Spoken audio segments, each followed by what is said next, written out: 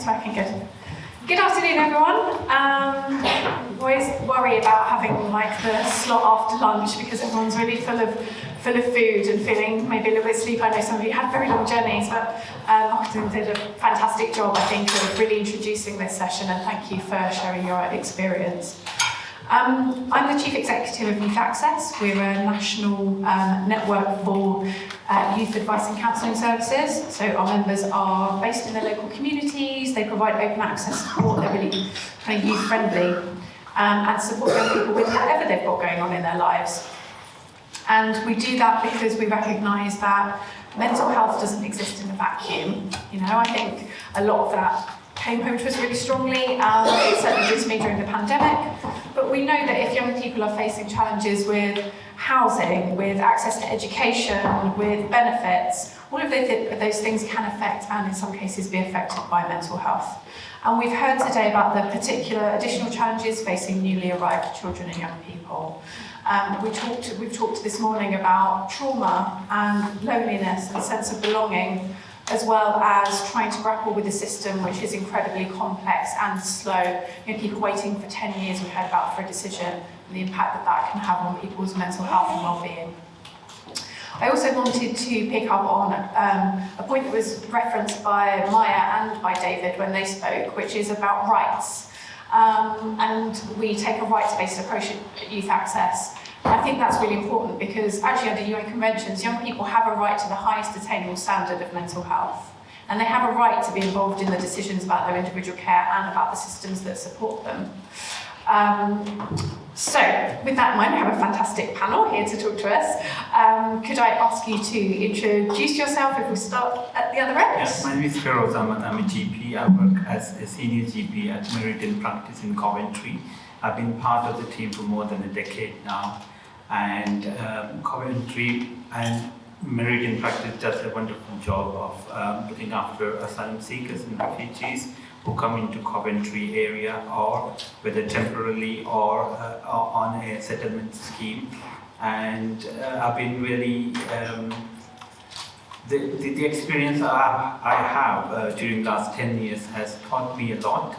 And at the moment I feel that Coventry is in a much better position than other places around Coventry. I can talk about Midlands, like Birmingham, Leicester, Warwickshire. Seeing the care that is provided in those areas is comparatively, I shouldn't say this, but it's lesser standard than what we provide in Coventry. So I feel very proud of that. Hello, I'm Matthew Woods. I'm the Pan Wales Coordinator for REACH. REACH is a Welsh Government-funded organisation. We operate out of the 4 main dispersal areas in Wales, so Cardiff, Newport, Swansea and Wrexham. We provide a one-stop shop kind of service for ESOL support, and that gives us a fantastic opportunity to have a discourse with individuals coming through our service and provide them the signposting and welfare needs that they so require.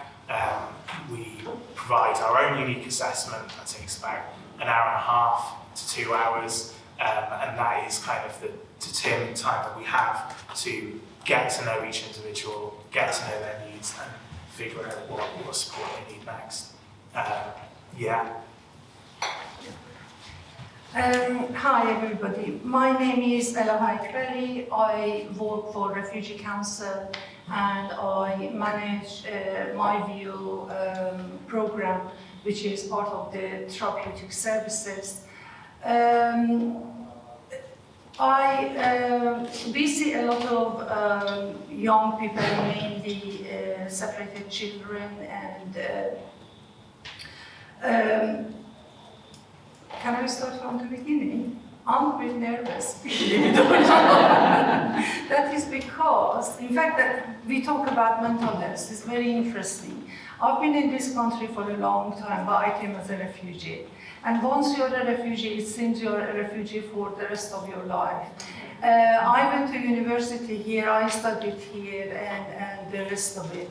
But whenever I go to conferences, I get really very nervous. And part of it is because English is my second language, you know. But anyhow, now I feel better.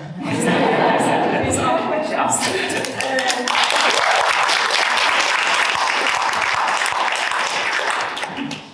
Okay, what I was trying to say is that I manage a team of therapists, and we mainly deal with newly arrived young people and children.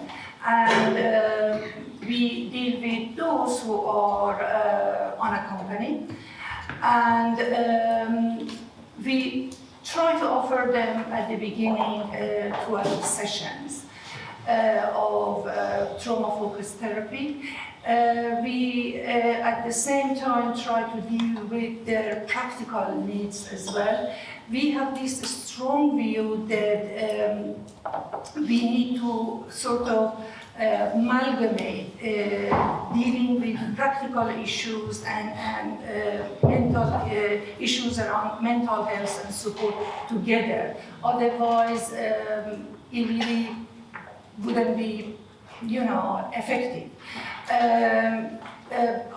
I am a strong believer that yes, we have to have mental health provisions for refugees. However, at the same time, I know that if someone comes to the country and he is homeless, or especially someone who has no English at all, doesn't know the system, and he is worried what's going to happen to him. He doesn't have any papers and everything. So, I mean, at that stage, offering mental health sort of support maybe doesn't make sense. So, in a way, as much as possible, we need to bring these two areas together. And this is what precisely we try to do at my view. At the moment, we have a team in London, one in Birmingham, one in Yorkshire and Humberside, and also one in East Sussex.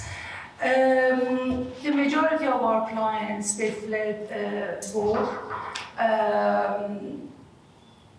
Most of them, not all of them, faced horrible events like, seeing their family members being killed or executed, and so at their such a young lives, they have to carry all these, issues with them.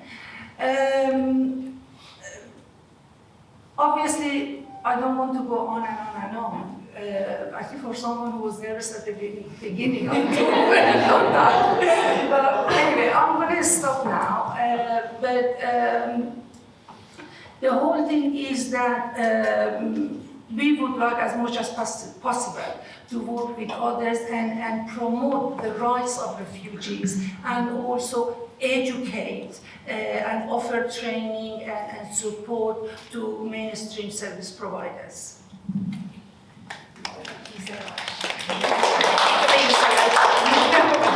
Juliet. Hello everyone, my name is Juliet Snell. I'm a consultant for Centre for Mental Health.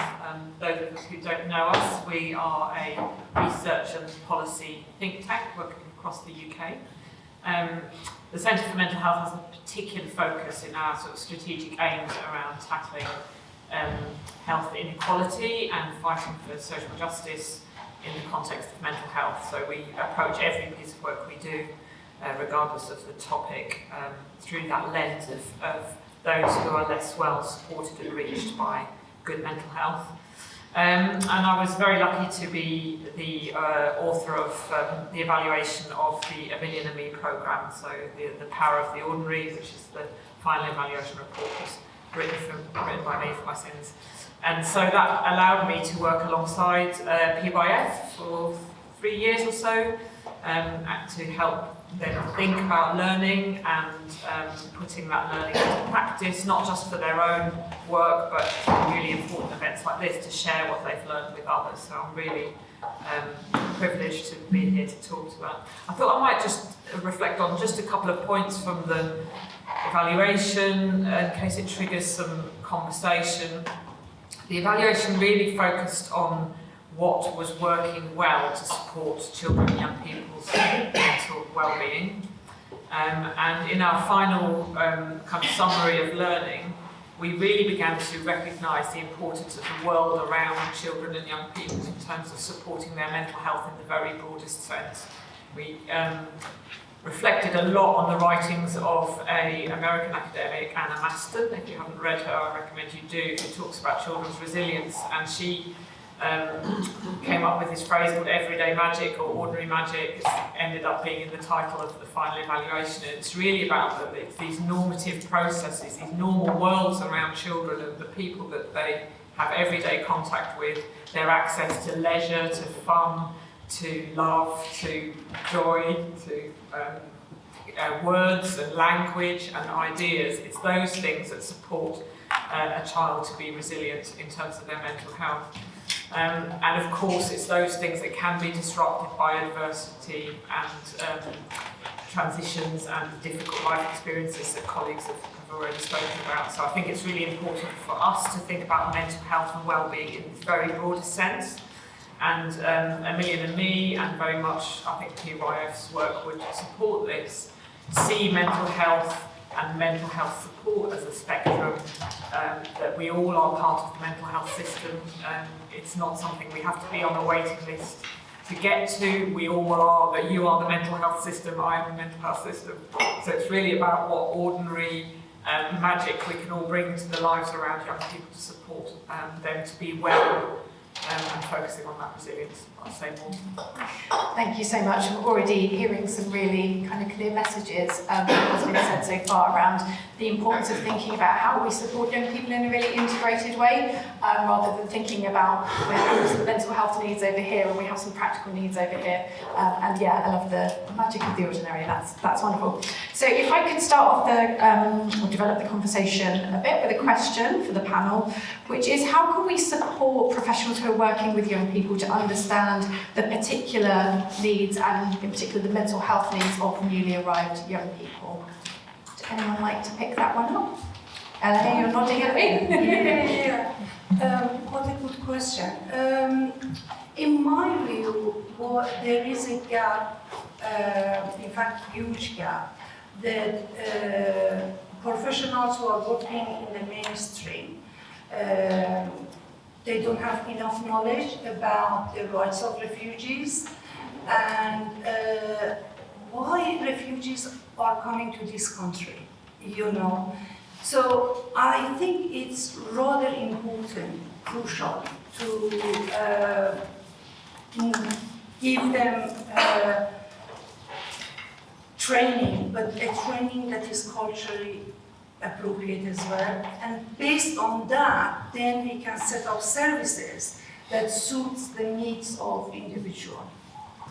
Great, thank you so much. Dr. Forrest, I can see you looking at me ready. Yeah, that's a very good point when you said about professionals not having adequate knowledge about young persons or refugees and asylum seekers coming to this country. I see this in my everyday practice. So our service is the only specialist service in Coventry and Coventry area. We only registered asylum seekers and refugees, and we have a different approach to general practice. So everything that is done is different from other general practices in the area. So at the reception, we provide our clients or patients interpreters for them to be able to speak their language, and then they're given 15-minute slots compared to 10 minutes or sometimes 20 minutes, sometimes half an hour, for them to be able to explain themselves. So we provide interpreters for each and every appointment. We do a health assessment at registration, which is not just physical health needs but also mental health needs of the patients. It's an hour-long process. Our nurses are trained to do that, and following that, we identify the various needs for the people, whether it be mental health, physical health, or physical needs, other needs. Sometimes people have come and said that they don't have any heating in our houses. How do we go about that? So we can't just say that, okay, it's a GP appointment, you can't bring those issues. We pick up a phone, ring the relevant agency, sometimes the migrant health, sometimes refugee center, sometimes city council, sometimes services for homelessness and extra other services we get involved in. Because I've been part of the team for the last 10 years, what I have noted that there is lack of interest in the professionals, I'm talking about GPs, to come and work in this area. So we're looking for another GP to support our expanding service, and we find that many new GPs don't have enough interest in this field because they have never been told about what a refugee is, what a healthcare need for a refugee and asylum seeker is. What happens that patients who don't get a chance to register with ourselves go to mainstream GP, they have a very different experience and they find themselves lost in the system. So I've gone ahead and raised awareness in local Coventry GP community about what asylum seeker and refugee service means, and following that I've just taken the post for the Doctors of the World as a health champion to promote equal access for everybody to primary care system. So that's a good point actually, what you raised. Yeah. Thank you. Okay. Yeah, I think from an educational and a careers perspective, I'm sure people will know here, each individual who works with children, particularly from refugee or forced migrant backgrounds, becomes a community leader. And I think it's really important to have that ability as a community leader to develop that rapport with each individual and be that person for support. I know our assessors at Reach, they go out into the community and people come up to them every day and say, sister, hello, how are you? And they are, that point of contact. But it's providing that extra support, particularly from a mental health perspective, making sure that they are, mental health first aiders as well, and engaging the local community broadly outside of our own little support networks, and know what support is out there locally. And we do that at Reach. We have local steering groups. We all come together as a collective and discuss what kind of support is out there, for holistic support, not just mental health. Because if someone's in crisis and have housing issues, that's the first place to start, really.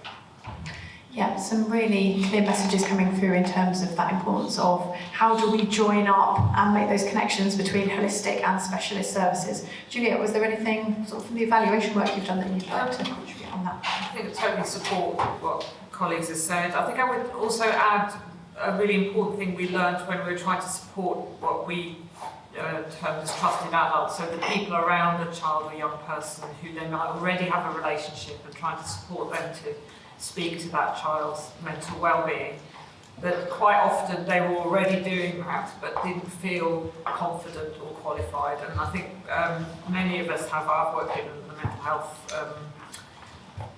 kind of sector for 3.5 decades, but I think many of us have a sense of sort of fear around addressing mental health in case we get it wrong or it's a highly qualified task. But what Amelia and me learned was that actually just validating those important relationships, youth workers, people who work in housing sector or might support people with access to financial inclusion or food or others, are really well placed to have normative conversations about mental health if they're given the confidence and some really simple tools. And that's what Amelia and me did, was actually just validate the existing. We started to use the word scaffolding, that scaffolding around children and families and young people, giving them some confidence to feel like they were able to speak to those young people's mental health seemed to be really important. I also really want to echo that idea of getting basic needs met, access to food and warmth and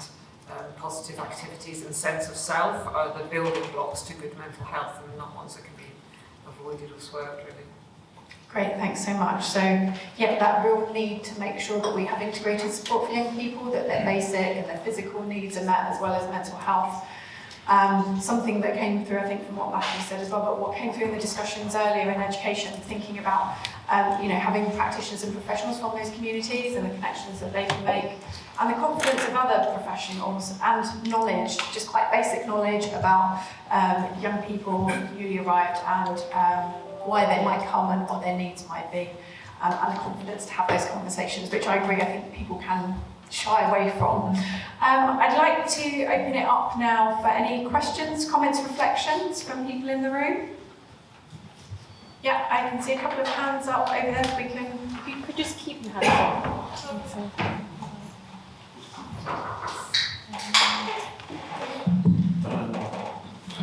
Hello everybody, thank you so much for your really interesting discussion.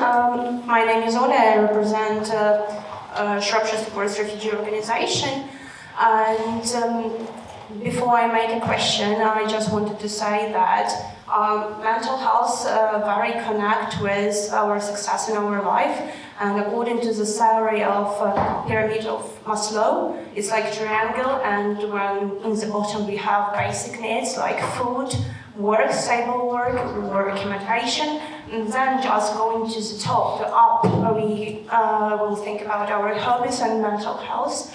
And if some part of this system doesn't work well, struggling another one, and refugees who come to new country, they have stress just because they change country and they have everything new in their life, and plus it's trauma from war or something else.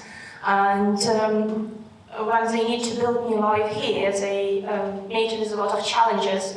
Varies, like for basic things, I mean, like to find work here or to rent accommodation. Honestly, it's difficult in the UK. And how to make a balance between mental health and this like daily life, success in the life, to be healthy, I mean, like, and don't go to depression. What can we do to make challenges which meet all refugees or new arrivals easier for them? Because when you try to rent a flat, like for 3 months or longer, and you can't do that, you can't think about your mental health. And another question, how we can make support for mental health more widely, sorry for my English, I mean like, how we can provide the support for bigger group of people. For example, if I'm a refugee and I understand that, I'm really struggling to get this help, what shall I do, where shall I go? Thank you. Thank you so much. So I think the questions are about what are some of the changes that we could make in terms of making some of those practical things easier for young people that really underpin their mental health, and also how can we increase access to mental health support. Juliet? I think in terms of access to some of those basic rights and needs that we all have, I think colleagues in the room will know better than me how to access it. But I would also make a plea that we start to talk about mental health and well-being positively from the get-go, from the first spark of life really in a family, and to actually have conversations about mental health and well-being far more routinely alongside someone getting access to those basic needs, so that Amelia and me was about 8 to 13-year-olds, and we really focused on helping children access language about mental health and well-being as frequently and as early as possible, so that alongside the other elements of their lives they're accessing that emotional literacy and knowledge of how to talk about their own feelings, recognise their own feelings, regulate and manage their own feelings, which is important for all of us. And I think that point on broadening access to mental health support, we at the Centre of course stand for better access to clinical help.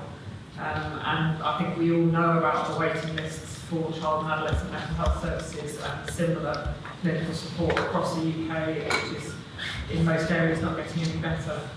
But with all the best will in the world, all children and young people who have diagnosed mental health problems will never be able to be seen in clinical NHS-based services. The services will never be able to meet that demand. So it's time that we started to think about mental health provision far more broadly and look for a far more diverse range of responses. And I think that really resonates particularly for people who have traditionally had difficult access to mental health support, such as racialised communities or newly arrived young people, that actually that diversity and that flexibility and choice of provision lends itself particularly to people who've had a wide range of previous experiences that might make traditional access to, for example, clinic-based provision less appealing or less possible. So actually it's time that the system not only got bigger, but got more diverse, more flexible, and based on far more social models of I would agree with. I think it's an important point that we need to be providing lots of different points of access for young people. You know, CAMHS clinical services and schools-based counselling are never going to be appropriate for all young people, and think about how do we provide that kind of support in the community. Are there other panellists who'd like to want to add anything? One of the things that in a way concerns me is that, yes, I am aware that there is, we don't have enough resources, you know, whether you are a refugee or not a refugee. You know, right across the country there is an issue regarding, you know, cost and the rest of it.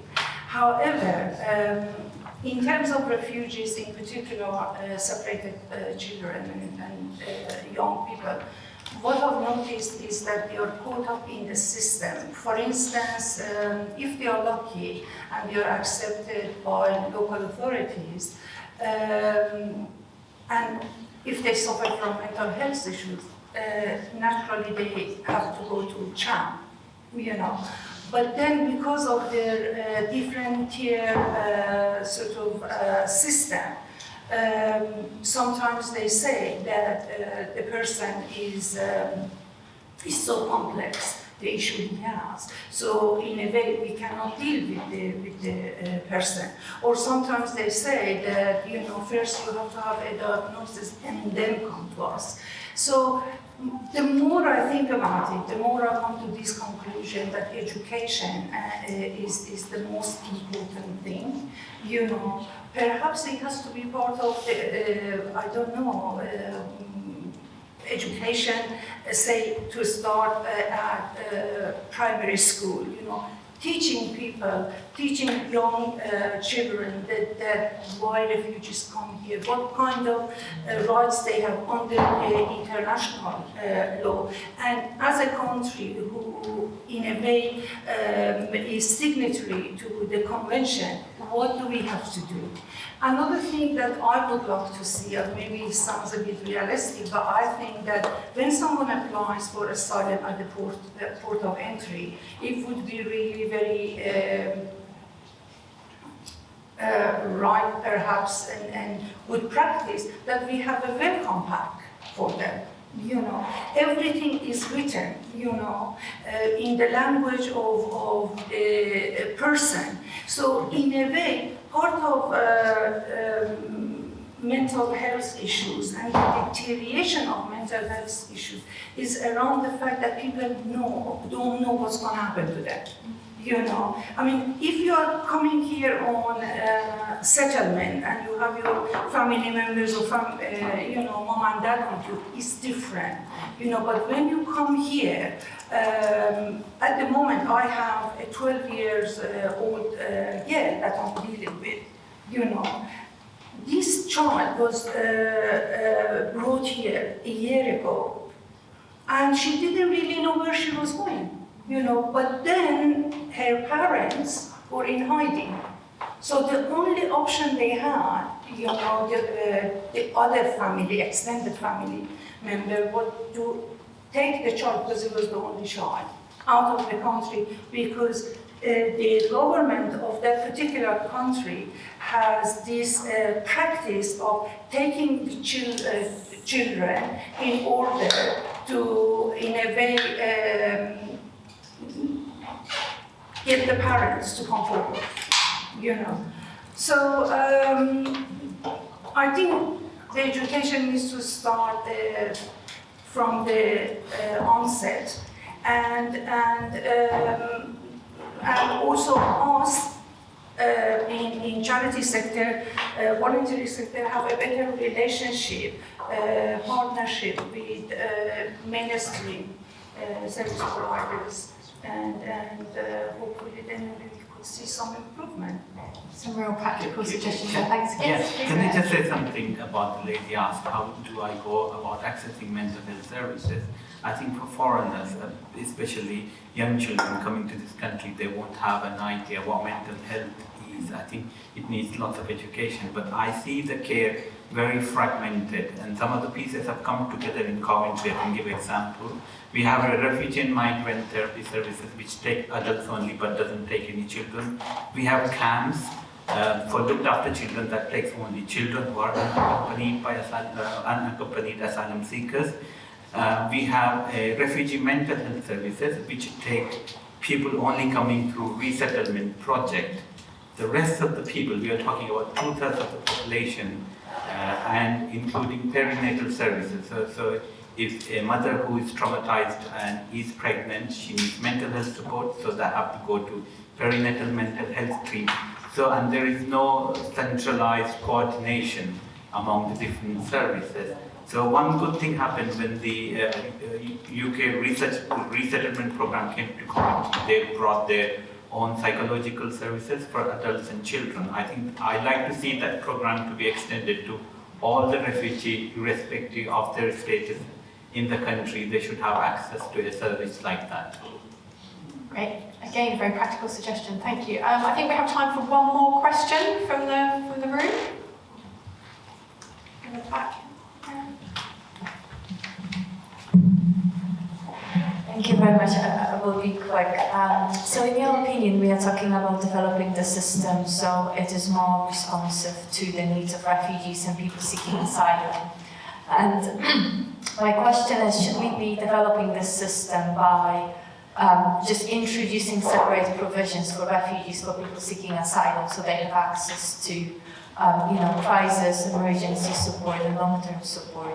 Or should we, as a different form of approaching this issue, building capacity within the existing system? So we are actually not creating a two-tier system where you have to go to a specialist place to see someone who is trained in supporting people coming because of fleeing persecution and violence. What's your view? Because when I speak with practitioners, I don't really get a clear answer to that question. Should we be just developing capacity within the system as it is, or creating something more bespoke for this group? What, in your opinion, would be better path to pursue? Thank you. Thank you. So we're talking about, do we need specialist targeted provision or building capacity in holistic? Matthew, did you want to kick us off? I think from my perspective, we have to do both, and equally so. I think where there is not mental health services available, we have to be conscious about what needs we can meet. So that's just giving each individual a sense of agency and ability to take part in their communities. So that's about knowing your local community leaders, ensuring that there are voluntary opportunities and a way that we can encourage them to build their own community and get that support elsewhere. So that's what I'd add to the conversation. Good point, actually. I think the current system of mental health services is not adequate to absorb extra burden on them. So that's why we need ideally would be to have a bespoke system for this kind of clients where a mental health person or somebody like a GP can be the central part of coordinating the care. But in practical terms, it's very difficult. But if we develop other voluntary organizations, like Refugee Center, which do therapy in our services, Positive Youth Foundation, and if we develop these services and provide them under the training of experts like Ilahi, so then they can be trained how to deal with children who've been exposed to trauma and other refugees who have gone through traumatic experiences. I think that will bring at least some more capacity till NHS is ready to absorb more mental health referrals. the things that recently I picked up is that we get more and more sort of requests from local authorities to run workshops and training courses for them. I really welcome that. For instance, in Kent, we had, for the obvious reason, a lot of young people, children, they arrive there. They want us to offer trauma-focused sort of approach courses to their foster parents, carers, social workers, and so on and so forth. But one of the things that in a way surprises me, say for instance in Kent, we get 4 requests from 4 different sort of buckets. I don't understand, this is waste of money, waste of resources.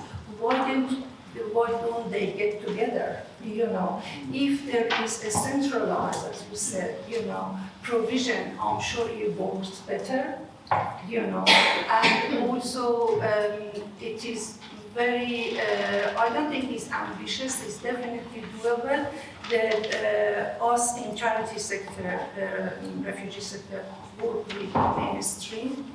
I think we need to encourage that. Thanks. Any final thoughts on that, Juliet?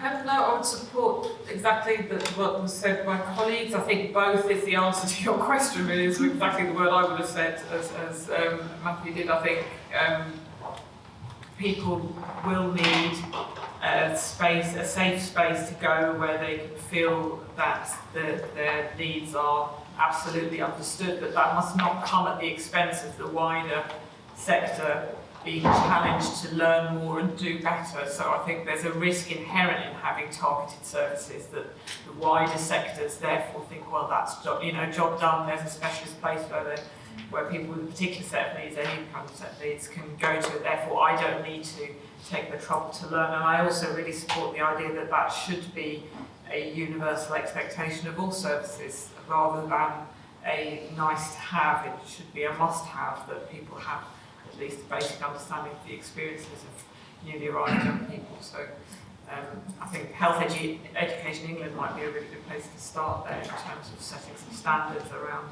the understanding of the workforce. Go Matthew, I'll let you jump in before they rip the microphone from me. I just wanted to quickly add as well, the conversations that we have with individuals each day, stigma around mental health is a huge issue. And I think every opportunity we have to engage with these individuals, to have that kind of conversation, we should be doing that because that's the only way we're going to be able to set a standard in the communities to be able to, funnel them into, talking therapy as well as, have those opportunities available within the community groups.